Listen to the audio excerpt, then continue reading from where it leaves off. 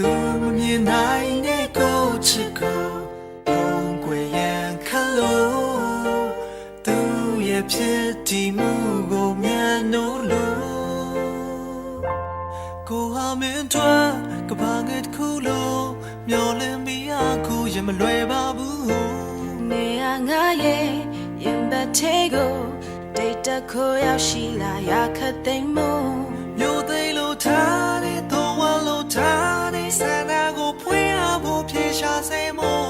မျိုးသိလို့ထားတဲ့တော့ဝါလို့ထားတဲ့ဆန္ဒကိုဖွင့်